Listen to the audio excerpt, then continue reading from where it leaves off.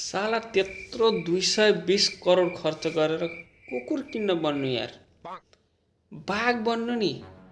कुकुर त हामीलाई गाउँमा त्यसै भन्छन् गाउँतिर यार। बौला कुकुर चाहिँ डुलिरहेछ भन्छन् गाउँतिर। बिना काममा बोल्ने भोक्ने कुकुर भनेर चिन्छन् यार गाउँतिर। पैसा त मान्छेले धेरै खर्च गर्यो यार। त्यो चाहिँ अब कुकुरको लागि 2-4 करोड हामीलाई दिनु नि यार। त्यत्रो पैसा भएको मान्छेले बाघ बन्थे यार। म त कुकुर होइन 2-4 करोड दिए भए।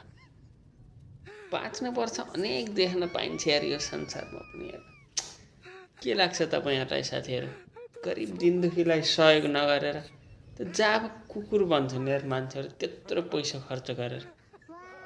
कहाँबाट आउँछ हो त्यत्रो पैसा? कमेन्ट गर्नुहोस् त साथीहरू। तपाईँ के बन्नुहुन्थ्यो त्यत्रो पैसा भए? कुकुर बन्नुहुन्थ्यो कि बाघ बन्नुहुन्थ्यो?